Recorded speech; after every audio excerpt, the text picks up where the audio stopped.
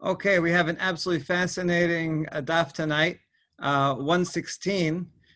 We are starting off with a nice derasha about Vahibin Soa Ha'aron, and there's so many great topics. So okay, let's start. Everybody knows Vahibin Soa Ha'aron is a section that is a paragraph between two backwards nunim. That's how we write it, as nunim.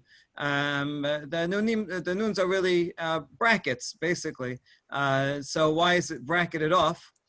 So that's what we're talking about now. Tanud Abanan, Vahibin Soaron, Vayomer Moshe, Parasha zo asa la Kadosh Baruch Hu simaniyot milema'ala ulemata. Right? God wrote them with symbols. You see, it's not necessarily a nun. It doesn't say that in the Gemara, but the scribal practices to write them as backwards nuns. Before and after. Why? This is not the actual proper place for these pisukim. They are supposed to be, as we'll see in a second. Right now, they're in the middle of Behalotecha, where it does say that the Aron's going to move in the previous pisukim. So, I mean, it's not such a bad place. But we're going to see, it really should be in chapter 2 of Bimidbar, where it talks about the encampment and each of the camps and how they move and where they are, and the Leviim carrying the Mishkan. That would be the best place for it. So the Nunim are here to brackets are here to say that it's out of place. That's the first opinion. Rabbi Omer, lo min Hashem hu zeh, ela mipnei shesefer hashuv hu bifnei asmo. This is not because it's out of place, it's in place. Rather because this is a separate book. All right, we think that there's Chumash 5 books. No, there's actually 7 books of the Torah. Right, this little book of 85 letters. And before this in Bimidbar, after this in Bimidbar, and then the other 4 books. That's how we got into this in the first place. We were talking about what's the minimum amount of a scroll that you would save if there was a fire, and we said the minimum amount would be 85 letters. And any 85 letters, it doesn't have to be this paragraph, but we learned that this paragraph is a whole book. Therefore, 85 letters can be a whole book. So that's why we got into this. Okay, Keman Azla, now we have this machloket. Is the brackets there because it's out of place or because it's its own book? Keman Azla hada amar Rabbi. Want to put the camera on here? Yeah. Okay. Keman Azla hada amar Rabbi Shmuel bar Nachman amar Rabbi Yochanan. Chatzba amudeha. Chotzba amodeha shiv'a. Elo shiv'a sifrei Torah. Keman kirabi. Based on a midrash of a pasuk in Mishle, we say that wisdom, and whenever Mishle talks about chokhmah, we apply it to Torah. So Torah has 7 pillars. This follows the opinion of Rabbi, who says that it's a separate book. Once you have a separate book, you have 7 pillars, the 7 books of the Torah. Okay, Mantana de Paliga de Rabbi, who argues over here, it just doesn't say who it is, it's anonymous. Must be Rabban Shimon ben Gamliel, who did Tanya, because we have a braita about him. Rabban Shimon ben Gamliel omer, Atida parasha zo shete'aker mikan v'tikate bimkoma. He said that this paragraph, Vahibin Soaron, will eventually in the future be removed from here and be put in the proper place. V'lama kitabakan, it's here to separate between 2 negative stories. Right after this, the people are complaining. We had good food in Egypt. Now we don't only have the man. Right before it says they left Har Sinai. Now, this by itself doesn't look like it's terrible. They were commanded to leave. They had to go to They had to go to Israel. So it doesn't seem that in Peshat that this is negative. But we have a derasha. Instead of reading it Vayis'u mehar, it's me'achare, or maybe maher. They left too quickly. They were too enthusiastic to leave Har Sinai, right? If we stay longer, we might get more commandments. So that's the negative. And so we don't want to have so many negative things back to back. So this paragraph was pulled out of its place and put in here instead. But in the future, when there's redemption and we make teshuvah, and then these bad things will be turned into good things, then we can, this paragraph can be put back in its place. Okay, pretty amazing statement. Regarding the encampment, the different flags where they were back in Perek Bet. Okay, very good. So now we go back to our subject that we opened the Perek with, which is when if there is a fire in someone's house, can he save? What can he save? So we said he can save the Sifrei Torah, but now we have a question. What about Hagilionot shel Sefer HaTorah? Masilin otan mipnei adeleka, or en masilin otan mipnei adeleka. So we're going to get involved in this for the next few paragraphs. What about the blank pages of a Sefer Torah? In the front, you have some blank pages that you put around the Eitz Chaim. You might have blank spaces all around. Can you save? Obviously the Torah itself is holy, but what about the blank pages? Do they take on holiness because they're part of the Torah, or they're blank pages and so they're nothing? Tashema. So we're going to try a few different attempts to answer the question. We will not be successful in the end. We're going to leave it open. But here's how we try. Sefer Torah Shebala. אם יש בו ללקט 85 אותיות, כגון פרשת ויהי בן סוהרון, מצילין. ואם לאו, אין מצילין. We're going to quote this baraita that we had yesterday that says a Sefer Torah that's worn out. It's so worn out that there's only 85 letters remaining or more, 85 letters or more, which is the amount of letters in this book, in the separate book, in this paragraph, then we save it. But if there's less than 85, then we don't save it. That's what we said. Be'amai. Now we have a question. Why don't we learn this from the blank pages? If in fact we save the blank pages of a Torah, then we should save the scroll, because the blank pages by themselves would be holy and save them. It doesn't matter. Why does it matter if there are 85 letters or not? So can't we learn from there that we do not save blank pages, right? Because otherwise we would not need the 85 letters. No, we can't, because bala shane, the fact that it was what do you call it? Worn out is different. It's in other words, once it's worn out, it actually becomes less sacred. Something that is part of a Torah, that has blank pages as part of a Torah, has the holiness of the Torah. Whereas something that was written on and is now worn out, that actually loses its status, because its status as holy was only because the words were written on it. Now the words are not written on it; it's not holy anymore. Okay, similar question. Tashema, similar attempt of a proof. Sefer Torah shenimchak. Now, this wasn't worn out, but rather it was purposely erased. Again, if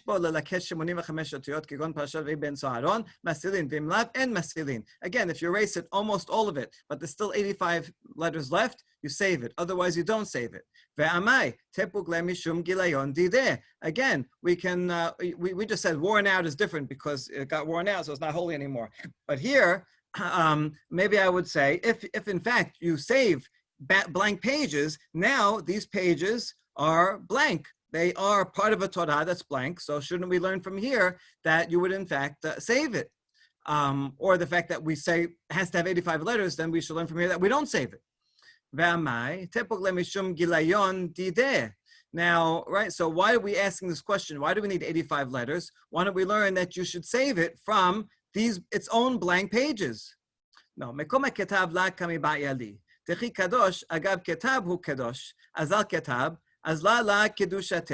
not asking about the place where this was written and I erased, because the place where it was written, it was holy only because it was written, and now that I erased it, it's not holy anymore.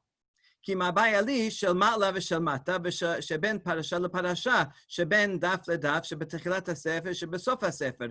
asking about from this source is all the blank spaces in the margins, in between the paragraphs, above, below, the beginning, the first page, the last pages that are empty, right? Can't we learn from those sections? If you would, in fact, save blank spaces, then we should save the whole scroll on account of these blank spaces, even if there were not 85 letters. No, degaiz ushedi. We're talking about a case. You're right. In fact, we would save it, but we're talking about a case where you cut out the areas that were written and now are erased, and that's what it's talking about here. If you cut out all the margins and left only the place there where there was writing, then you need 85 letters. All right. So we can't necessarily learn that you would save the blank pages because it could be talking about a case where you cut around it. Okay. I mean, I find this whole thing fascinating because obviously, place where it's written is going to be holy, but you can't read something if you have only ink. You need the blank spaces around it as the contrast to the ink, right? So, what is the legal status of the blank areas around the ink? I think is really very interesting. Okay, so we'll try yet another proof. Tashema hagilyonin shel ma'ala v'shel mata, sheben parasha leparasha, sheben daf ledaf, שבתחילת הספר, שבסוף הספר, מטמאים את הידיים. This is a Mishnah in Masechet Yadayim. We know that anything that's holy scripture, makes your hands tameh, so that you should keep distance from it and treat it with respect. And here the Mishnah says that all the blank spaces between the lines, between the paragraphs, between the pages, at the beginning and the end, they all make your hands holy. Well, if they make your hands holy, then if they make your hands tameh. If they make your hands tameh, then those parts are also holy. And if they're holy, then we should save them. Dilma agab Sefer Torah shaneh. No, maybe because they are part of a full Sefer Torah. When they're connected to and part of a complete kosher Sefer Torah, then we're talking about that's when they're holy. All right. So in other words, it's not only if I touch a place where it's written, even if I touch just the margin, it also makes my hands tameh. But we can't learn from that to our question. Our question is, what if it's a section from a Torah that was cut off? And now is just a blank page that once was part of a Sefer Torah. Does it still retain holiness or not? So we haven't answered our question. Last attempt at a proof, Tashema. Hagilyonin v'sifrei minin en masilin notan mipenei deleka. Blank pages and books written by heretics. Why would heretics be writing books of the Bible? Because they might be Christian heretics. Or maybe they're Sadducees, right? There's lots of different people that the rabbis consider heretics, but who did read and learn and would write Sifrei Torah. So their books, we are not holy, and you do not save them from the fire. Even though, if you just look at them side by side, you won't be able to tell the difference, right? They both look like Sifrei Torah, but knowing who the author is, you would not save them. So ela nisrafin bimkoman hen ve'az karotehen. They are burnt, and even the Shem Hashem that's in them are also burnt. We let it burn. My love Gilyon the Sefer Torah. So here it says explicitly Gilyonot, right? The blank pages, and it says the blank pages you do not save. So isn't this a good proof? Lo Gilyonin de Sifrei Minin. These are blank pages of the Sifrei Torah written by heretics. That's what you don't save. Hold on, that doesn't make sense. The books themselves, the scrolls themselves are written by heretics, you don't save. What, you're going to save the blank pages? Of course not, all the more so. Why do you even have to say that? Hachikama is what it means. What it's saying is that scrolls of scripture written by heretics are like blank pages. In other words, it's as if they didn't write anything on it. It's like a blank page that was never used, and therefore it has no holiness. We don't consider their writing to have any significance. Okay, so we tried many proofs, and we leave it open-ended.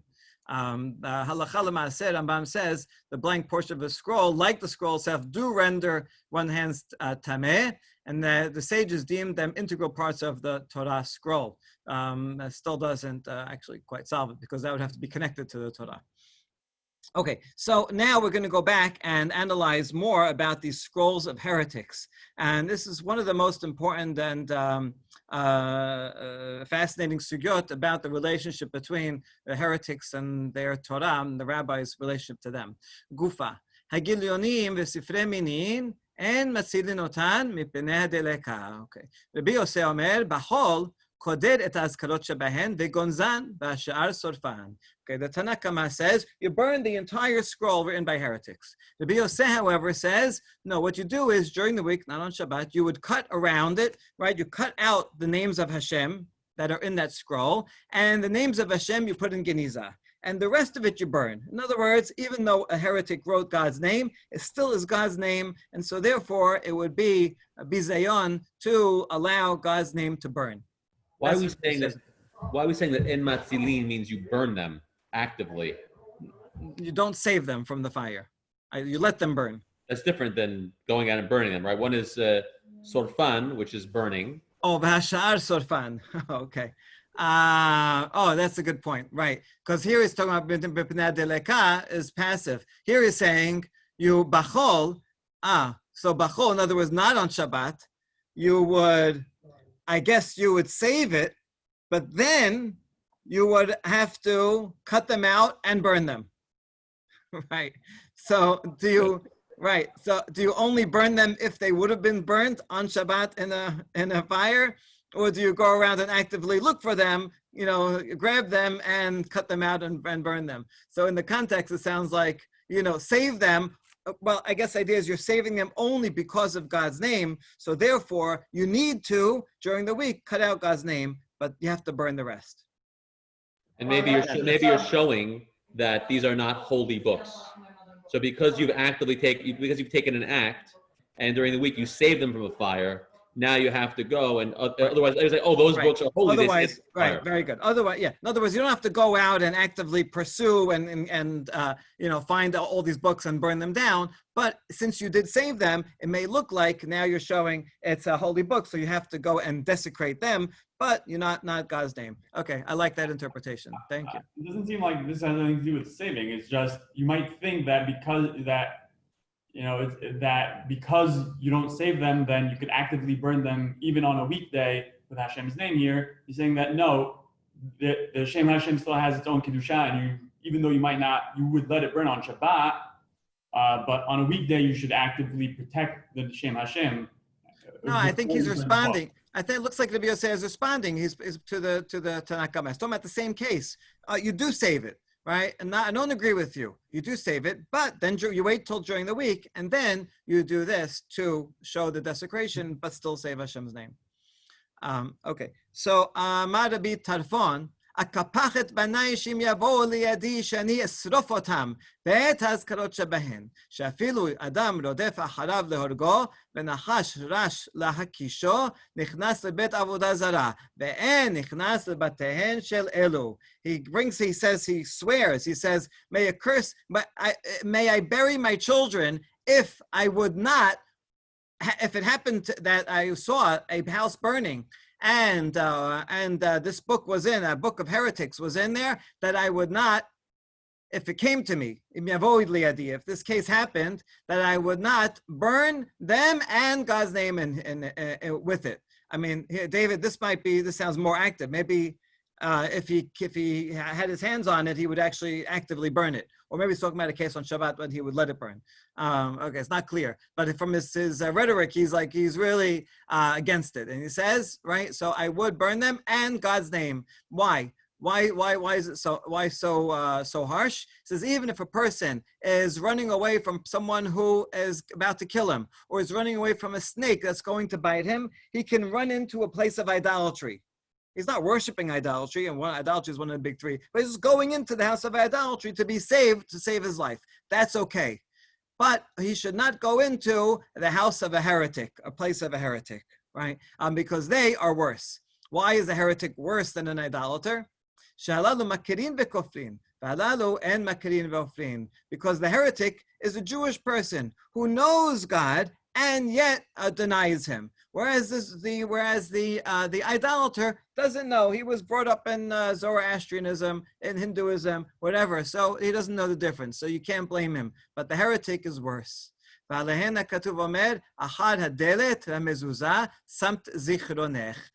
take the memory of God and they put it behind the door, and they treat God contemptuously. And so that's even worse than just being ignorant in the first place.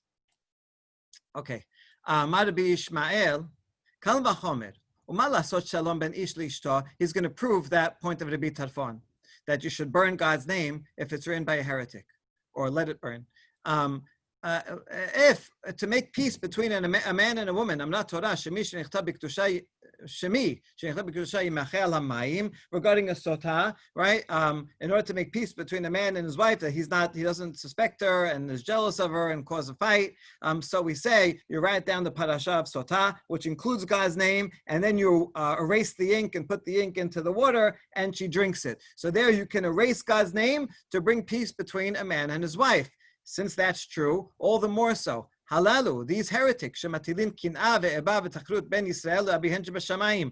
Through their teachings, they cause tension between Bnei Israel and God.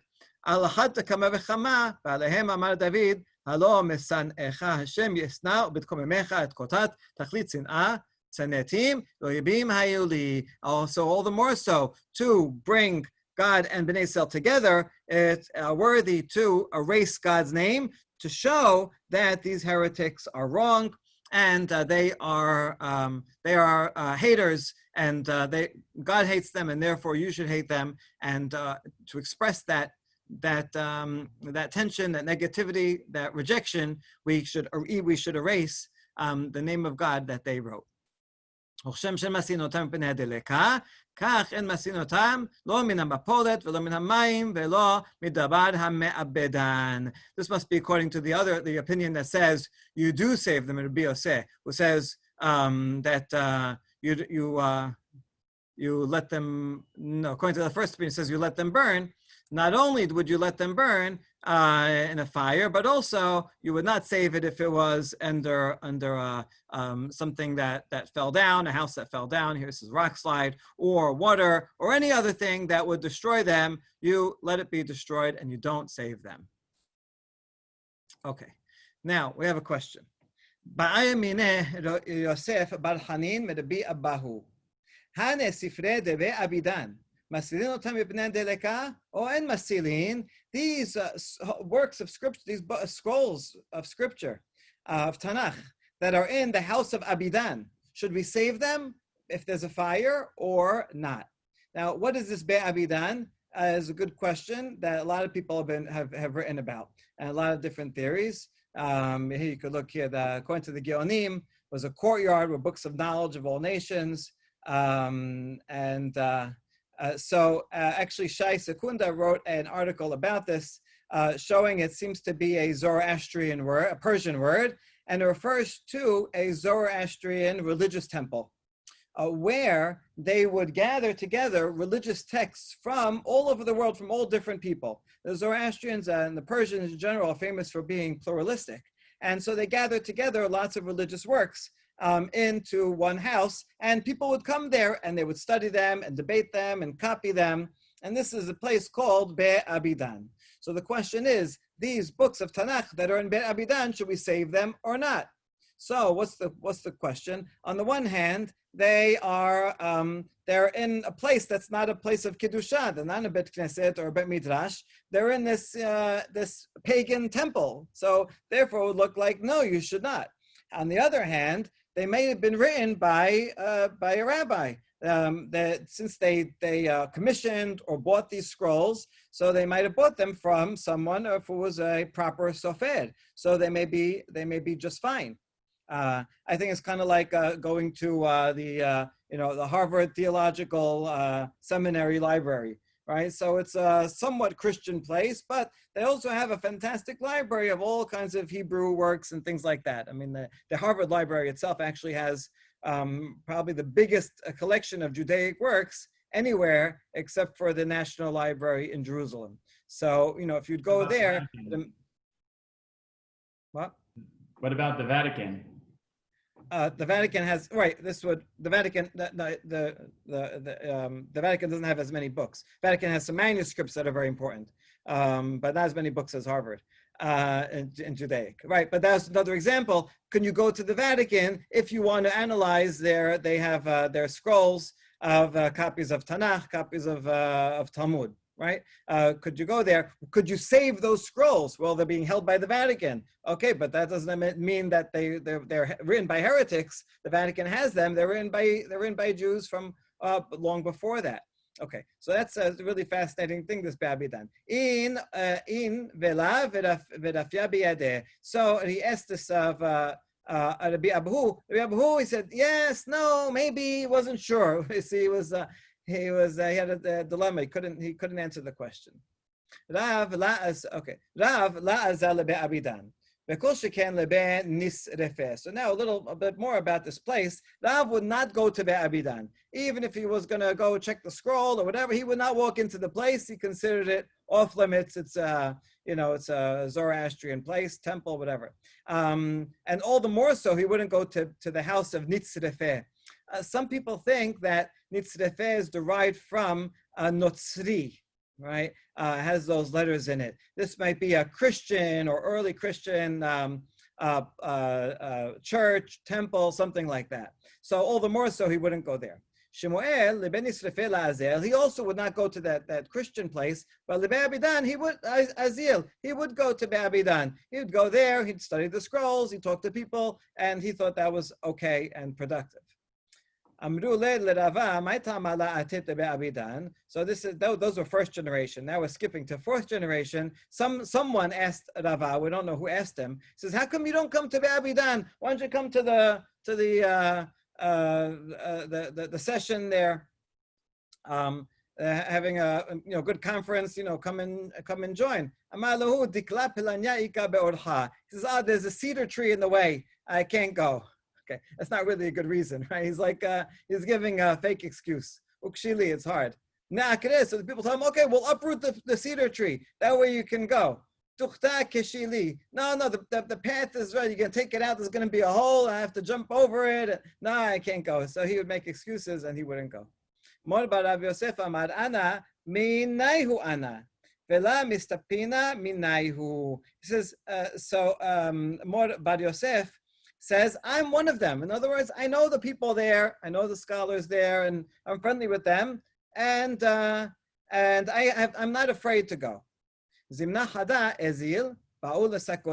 And yet, one time he went, and he put himself in danger.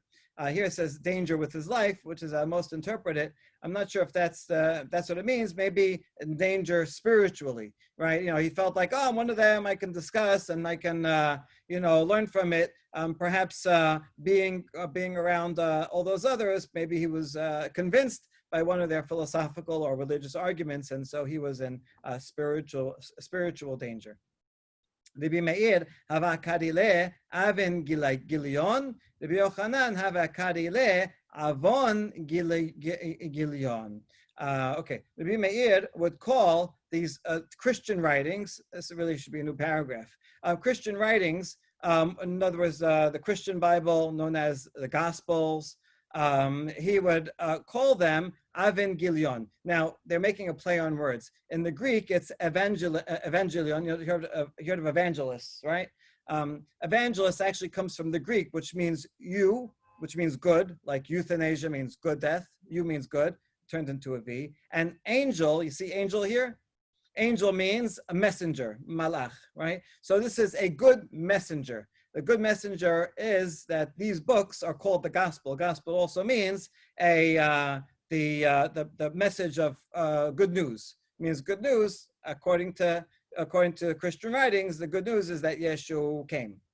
It's very interesting. Did you see in the news that in Israel there's a Christian group that wants to start a TV channel to try to convince Israelis about Yeshua, and then they started, and then they were shut down. So, okay. So this is so the Gospels are called in Greek Evangelion, and the rabbis say this is a play on words. As a play on words, Avin Gilion, wicked pages, or Avon Gilion, sinful pages. Okay, so that's a really cute play on words. All right, rather than the messages of good news, they are pages of sin.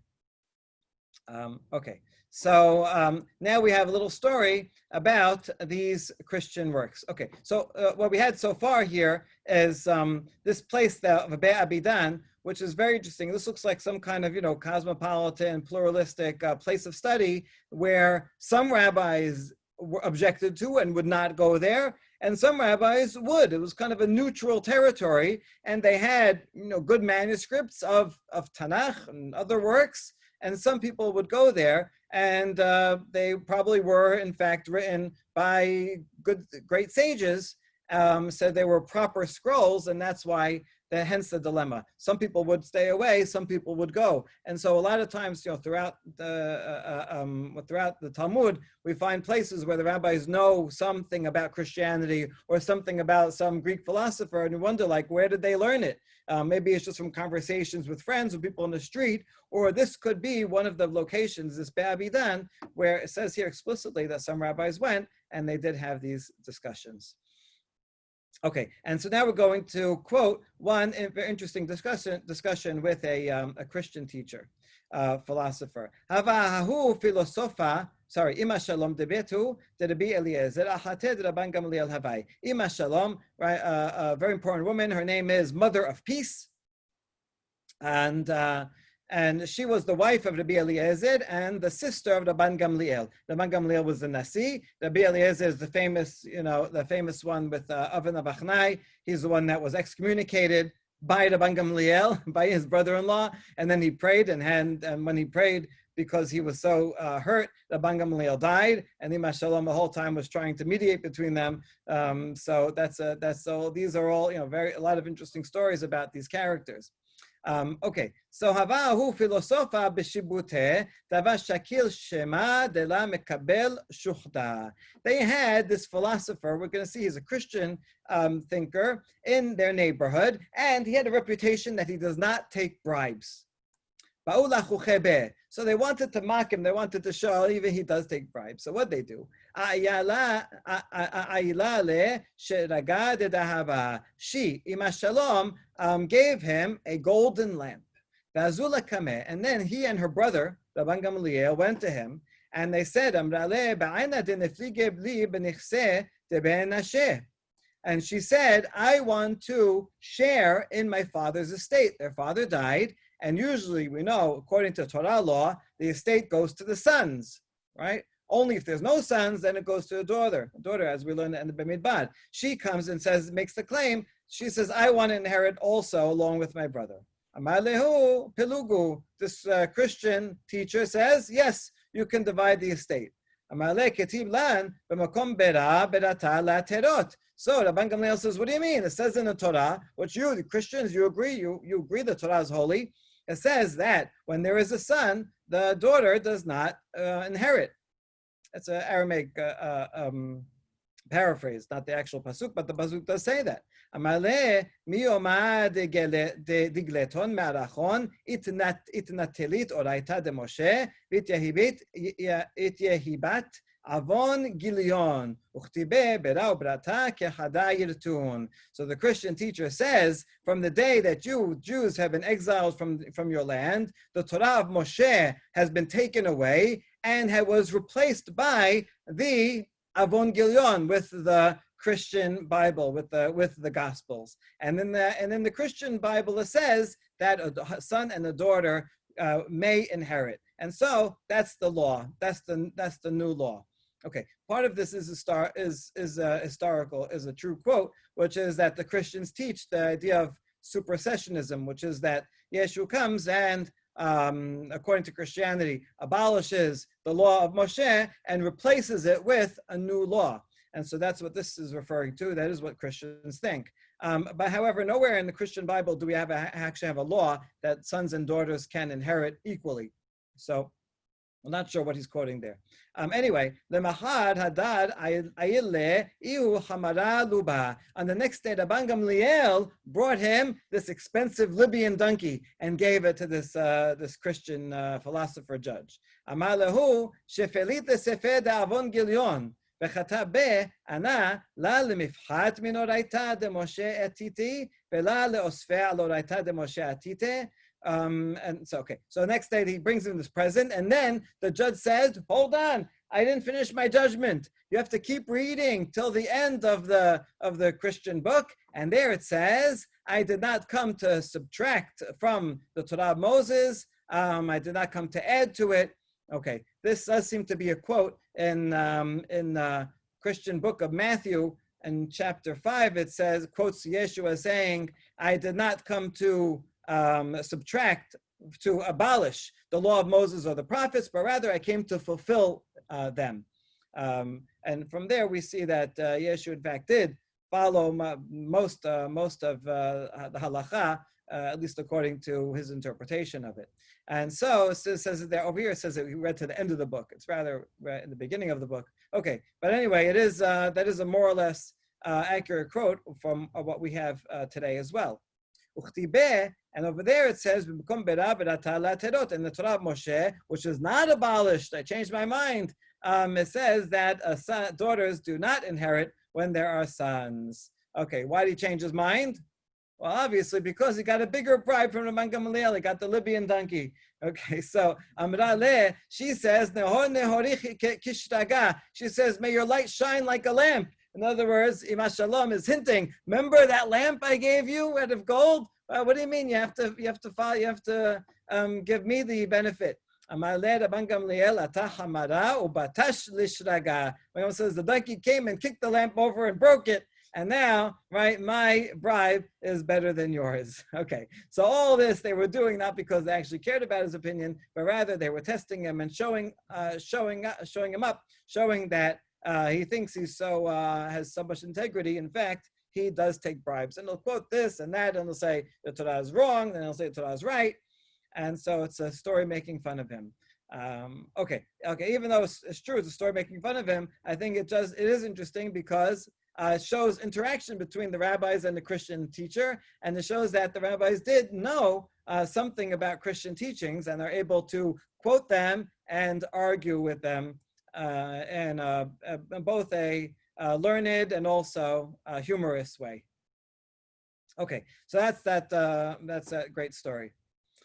All right, now we get to the next part of the Mishnah that says, "Umipenema en korin bahen." We said that there are certain books, in other words, Ketuvim, right, that you don't read. You should not read Ketuvim, which was a surprising thing because we think reading Tehillim is a nice thing. Eyob. Okay, so we don't read them. Why don't we read them? We're not talking about don't read Ketuvim ever. Mishnah meant don't read Ketuvim at the time of the study hall when you should go and hear from the shiur from the rabbi. But other times, for sure, it's not good to read Ketuvim. Even not during time Bet Midrash, don't read these books. Don't read them ever. Hold on, is that really true? Shmuel said, don't read Ketuvim. He was the Rosh Yeshiva in the city of Nahar De'ah. We know that in Nahar De'ah, they had a custom that they learned a chapter of Ketuvim on Shabbat afternoon. So there you go. They read Ketuvim, and he was in charge there. So he can't be that he said, don't read Ketuvim. Rather, we have to interpret the machloket indifferently. What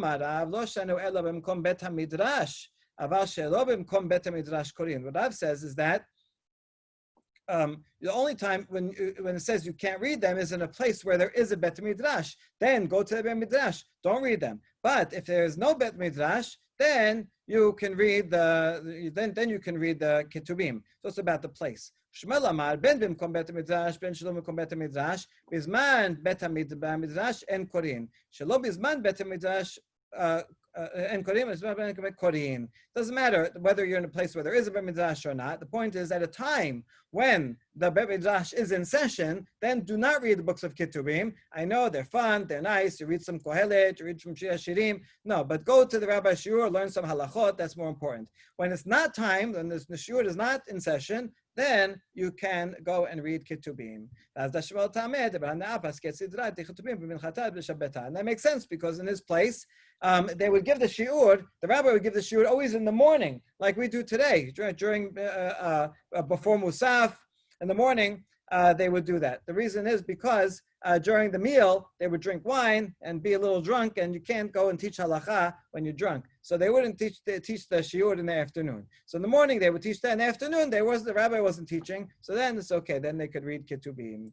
So that makes sense. Rav Ashi says, I can even save the way that we interpreted this originally. Shmuel could have been Nehemiah. Shmuel actually follows a different opinion of Rabbi Nehemiah. Detanya, Afal pi she'amru kitvei kodesh en korin bahen, aval shonin bahen vedorshin bahen. Nisrach lepasuk mebi v'ro'eh bo. He said that although he interpreted the Mishnah differently, when it says en korin bahen, even though he said we don't read it, but you can read it and explain it. In other words, don't just read it, like we read Tehillim, but rather you read it, you explain it, you give darashot, and you'd say it by heart. And then if you need a pasuk, you can go look it up. If you want to just make sure that you're quoting the pasuk correctly, that's okay, because that's more in line with you doing the midashim, the whole rabbinic learning, and you get a lot out of that. So then you can do that. And so that's what it's talking about. Shmuel said, agreed. You can't sit and read Tehillim, but what he did in the afternoon was he gave the rashot about it. So that's okay. Amar Rabbi Nehemiah also says something else. Mipenema amru kitvei kodesh en korin bahen, kedei sheyomeru b'kitvei kodesh en korin, v'kol sheken b'shtarei hedyot. And he has a different reason for the halacha altogether. Why can't you just read it simply? After all, you're going to be reading it anyway because you're teaching it. Rather, it says you can't read it plain in order to teach people that you want to teach people that they should not be reading secular letters, right? Don't go and open the mail, read documents, just read things on Shabbat. And how are you gonna teach that to people? Well, you tell them you're not allowed to read Ketuvim. When people hear that, I'm not allowed to read Ketuvim, all for sure, then I can't read anything that's just a non-sacred document on Shabbat. I'm just going to read the magazine, all that is not allowed. Rather, you'll focus your attention on Torah, Nevi'im, on Halachot, and other things like that. Okay, we just have a little bit more to go. Let's at least start the Mishnah and the discussion. We're almost done with this, with the daf. Masilin tik hasefer aim hasefer. We are allowed to save the not only the Sefer Torah itself, but also the casing, right, that goes around it to protect it. I mean, although it's not really, it's not as holy in itself, you wouldn't save just the casing of a sefer. In those days, they didn't have like ours, like a wooden one. They had like the Spanish, Portuguese, and Ashkenazim have, cloth cover. You could save that also because it's respectful for the Torah to save it with the cover. V'tika tefillin ema tefillin. Someone asked yesterday, if you save tefillin, yes, you save tefillin and you save the covering of the tefillin. What? Isn't the covering always on the Torah itself in general? Yeah. But you no, you might think. It anyway. Right. No, maybe you think you have to take it off because you can't. So we're talking about carrying, and so you can't carry outside, and so save only the Torah, minimal amount, right? I think maybe you have to think you take it off. Okay. Even if there is money in the covering, tefillin. Sometimes people keep money because they want, when they're going to give tzedakah, they keep the money in the tefillin. Or maybe for some reason they're keeping it in the Torah also, for whatever reason. What? Sunny as candy. You're right. Olechan masilinotan, and to where can you save it? Lemavoy she'eno mifulash. You can save it to a courtyard, an alleyway that is closed on one side. The halacha is an alleyway that goes from end to end of the city. That's called the Reshut Harabim, the Oraita. If it's closed off, like a dead end street, like a Rosanna Court, like that, right? Then it's the Rabbanan, so it's a lower level. This is even an open-ended courtyard, you can save it on Shabbat. That's how important it is to save them. Okay. The next section is going to be comparing the Korban Pesach to this halacha. So it's going to get involved a little bit of a tangent. I'll just say the very beginning of it, but we won't get into it. Tanu banan. If the 14th day of Nisan falls on Shabbat, the 14th day is when you prepare Korban Pesach, right? And then you're going to eat it at night. If it falls on Shabbat, that means you're preparing Korban Pesach on Shabbat, which you're allowed to do. So you mafshitin Pesach, you would skin the animal, but not all the way. Normally you'd skin the whole thing, but here you skin it only up to the chest. Because on Shabbat you only do the things that are absolutely necessary, and you do it until the chest so that you can take out the insides, the parts that would be sacrificed on the Mizbeach. The rest of the animal you're going to eat by yourself later at night. So you can't do that preparation for later at night. That's only for your own benefit that you're going to be eating. You barbecue the rest of it. So you skin the rest of it later. Right now we only skin it halfway because that's what we need for the Mizbeach service itself. So he says you do the minimum. No, you do you skin the entire thing. So